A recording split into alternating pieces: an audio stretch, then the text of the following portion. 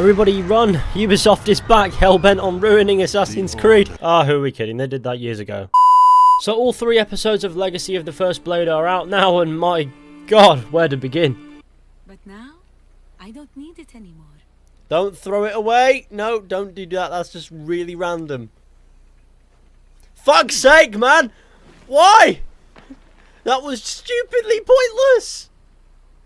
It's an heirloom, you fucking moron!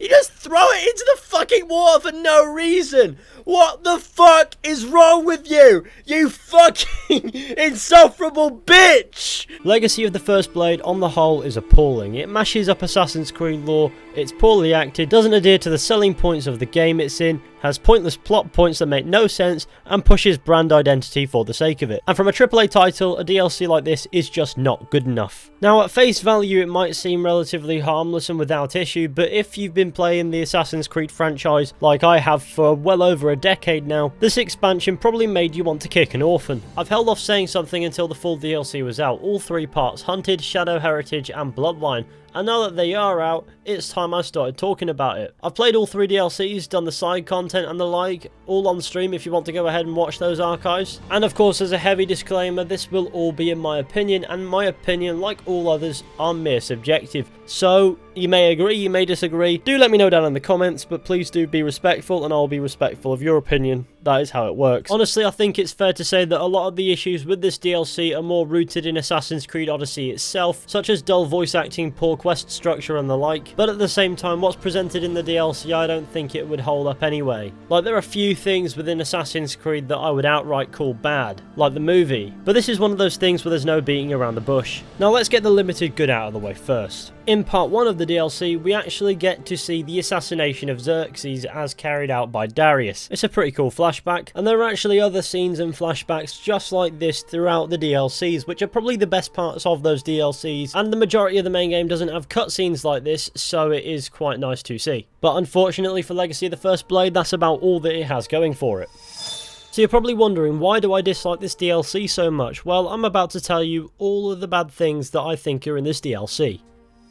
Okay, so now my first point is Darius. Now, this could have very easily been a good point had Darius been executed well, but considering how poorly Darius was executed, it would have been better off had Ubisoft let him be, because what was once revered as a legendary assassin in Assassin's Creed lore from the Villa Auditore will forever be remembered as this, and so the character of Darius within Assassin's Creed has been completely ruined. Now, the story is another major thing that I take a lot of issue with in the Legacy of the First Blade expansion. The Order of Ancients show up, you know, the villains from Assassin's Creed Origins, and they're on a quest to hunt down Darius and the protagonist because they are a tainted one. Now, I will say the story seems a bit bare bones and lackluster and hard to get attached to characters who are voiced so poorly. By the way, I can't imagine the actors involved are to blame for that. I'd imagine it's something else that caused such a stale feel to it all. And then from the second part of the DLC onwards, it kind of forces you into a specific relationship which may or may not contradict your choices with your character that far into the game. If you chose to make your character homosexual, well, fuck you, lots of love Ubisoft. On top of that, the game then gives you a baby with the name Penis. Not only has the game forced you into a relationship which may or may not contradict your character, it's also forced you to reproduce, and this kicked up a lot of controversy, and the fixed nothing. So the main narrative actually contradicts the selling points of Assassin's Creed Odyssey. This is your Odyssey, however this part of it is forced to be this exactly how it is. Now, you could make a very good argument for the game not delivering on this selling point from the get-go in the base game, but I don't think it's quite as obvious as it is in this DLC. For the most part, I found the story pretty bland and uninteresting, and then the ending came along, and I'll just show you my reaction to that.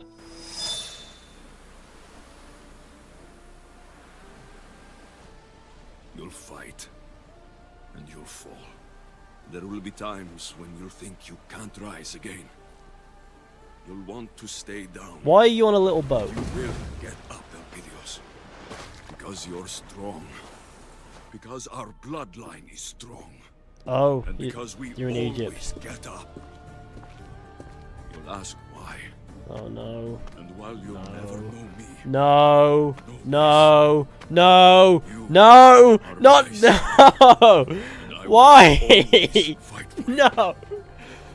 Fuck sake. And those that will God come fucking damn it! I am going to slit my own throat. I don't even know where to begin with that. So, Aya is the descendant of Darius, the eagle-bearing Mystios, Pythagoras, Leonidas? What?! And at the same time, the pyramids that were shown being built in that cutscene had actually already been standing for 2,000 years. So everyone's related to everybody for the sake of it, and history's wrong. The protagonist of Odyssey and Aya's relation isn't the big issue here. The issue is, Aya has the bloodline, yet she never demonstrates it anyway. She never demonstrates at any point during Assassin's Creed Origins that she has any special abilities. Which would make some sense because the bloodline would become diluted that far down the line, some 300 years, which does beg the question, what was the fucking point? This is just one of many points in this DLC that makes absolutely no sense. And I could rant for hours and hours and hours talking about them, but I wouldn't even know where to begin. That one made my head hurt, and it just kind of sums up what the story is like in this. It's just a total mindfuck,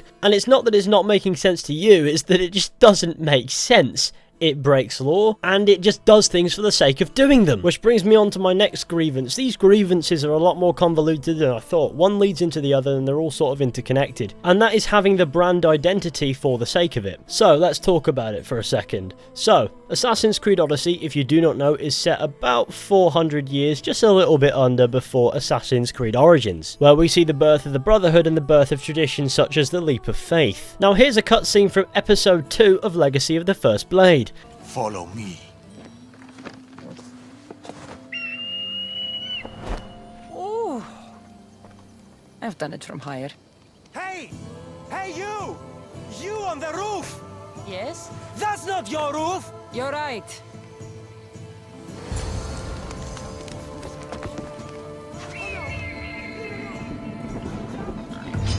Follow me! So the Leap of Faith, which was established as something that Bayek's father taught him to overcome his fears, is apparently something that everybody knows how to do. As even Aya's ancestors know how to do it. That's very close together when you think about it, but at the same time that far back, further apart, that Aya and Bayek being the only two people with bloodlines who knew the Leap of Faith is improbable, so that means that a lot of people knew the Leap of Faith beforehand. So this DLC has convoluted the origins of the Leap of Faith. Now the Leap of Faith was in the base game of Odyssey, but it was never really mentioned, and it seemed to be there for gameplay convenience only.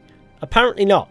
Apparently it's canon. Now I'm not saying that in the real world something like this wouldn't be possible, as it most certainly would, but in a game universe, in a story universe, this is just convoluting the lore. At the same time, Darius already has the ideologies of an assassin, he looks like an assassin, he uses the iconic weapon of an assassin, and does the Leap of Faith. He has all the hallmarks of an assassin as established by Bayek's Brotherhood. Yet this is way over 300 years before the Brotherhood is founded. It's brand identity just for the sake of it, which convolutes the canon fact that Bayek founded the Assassin Brotherhood. So why is this guy just a living embodiment of a Brotherhood assassin before the Brotherhood was even founded? Again, not entirely impossible, but when it comes to storytelling, things like this are best avoided. Confusing canon is a terrible idea, so why is Ubisoft doing it with every other line of dialogue? Do you want an example? Okay, let's roll another example.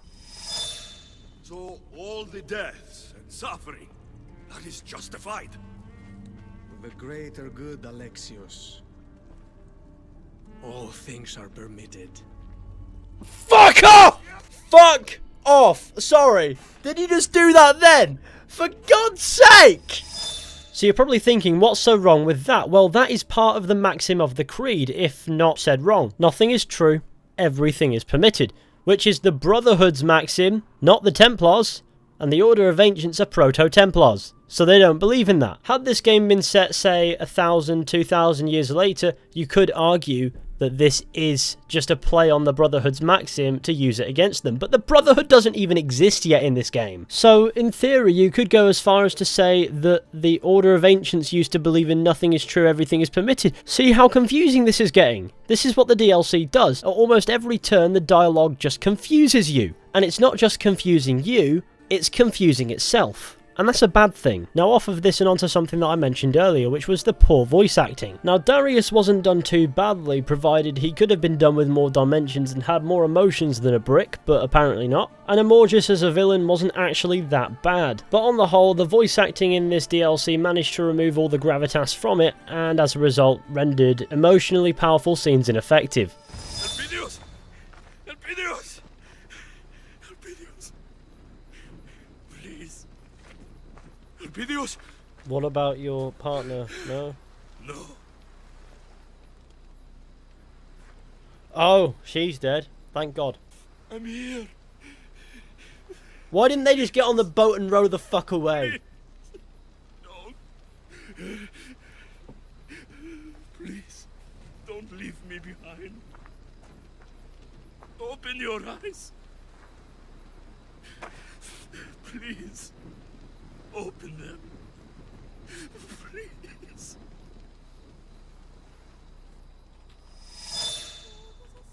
Now, the voice acting on the whole is about the same quality as it is in the main game, which doesn't say very much unfortunately, but that's how it is, so we'll just gloss over that. Well, I'm fucking glad she's dead, to be honest with you. Now on to one of the things that I did like. The Order of Ancients that you can run into in Assassin's Creed Odyssey is structured in a similar way to the Cult of Cosmos was in the main game. Each DLC gives you a handful of cultists to hunt, some are not relevant to the story at all and you can go the entire story without killing them, and it's up to you to go out of your way and hunt them down. Though this being Assassin's Creed, it gives you no reason to want to hunt them down, so most people probably won't hunt the majority down. And the system beyond this isn't particularly fleshed out, it's just the cult system reused. In fact, Alexios/Cassandra will sometimes use dialogue for killing cultists when killing members of the Order. Moving on, the DLCs do have moments where they start to pick up a bit, but they're usually quickly snuffed out by the voice acting. For example, in episode 1 of the DLC, Pactias the Huntsman, whenever he was on screen there was something going on. But it feels like the game itself, the base game, did not do the DLC justice in those moments. And as a result, these scenes were only a fraction as good as they possibly could have been. For example, had the game actually managed to establish a connection between me and the protagonist and had the voice acting actually been good, this scene with the bodies on the tree would have been incredible. However, it wasn't to be. And so this narrative heavy DLC was not done justice in the slightest. The Huntsman awaits you in the forest. That! In the forest? Malaga! I'm coming for you, Huntsman! So there's a lot of clutter from the base game that's keeping this DLC back from being the best that it could possibly be. The DLC also does have a fair few side quests in each chunk of it, which consist of a lot of pointless errands such as kill this person here, then this person here for no reason at all. And I don't know about you, but I love those. Then there are quests that will help you hunt down certain members of the Order of Ancients, those are pretty good. Or shall I say pretty useful. I mean, they're about as good as they need to be, so I can't complain on those ones. And then there's of course the running joke. Some random bloke who you meet in several predicaments and you help him out of them, and he's not grateful because he claims he will never be indebted to anyone. Darius, my proud friend. What's happened to you this time? The gods are not fair to Aentiris. I spent my wealth on my gifts to you. I don't complain, that was fair. Then someone told me I could make a fortune in Messenia. But those Malakas sold me for a fortune instead. I am a slave here, and now you show up. How is that fair? This isn't my fault. It's your pride that did this. Yes, I, Aentiris, am proud, and I will never be indebted to anyone. But now you save me again? Why do you keep doing this to me? And in these moments, the bad voice acting in this game actually does it a service. Oh, and of course, who could forget this beautiful masterpiece? That's not your roof! You're right. The more I think about it, in my opinion, this DLC is so bad that it's good. The plot holes and inconsistencies and things were hilarious, and it made for quite an enjoyable experience for all the wrong reasons. So if you know your Assassin's Creed lore and you're looking for a funny little experience, then these DLCs might just be for you. However, if you'd rather not be confused out of your mind for no good reason, and you don't want to see the character of Darius ruined, then please stay away from it. And I mean, if you haven't played it, what are you doing here? This has been riddled with spoilers, though I frankly wouldn't blame you for not caring. Now, I must admit, I'm a little on the disappointed side in all seriousness for this DLC. I did expect it to be pretty cool going in, and it's honestly a shame that I can't take this seriously. However, I do hope that the Fate of Atlantis DLC turns out a lot better. However, these have been my opinions on the Assassin's Creed Odyssey Legacy of the First Blade expansion. Please do let me know what you think down in the comments section. Like I said, this was all just in my opinion. If you liked this DLC, then rock on, have a great time.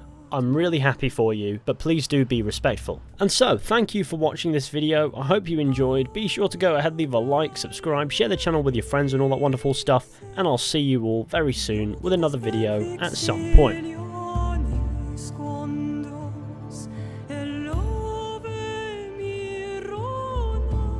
fosse seu e atrapos no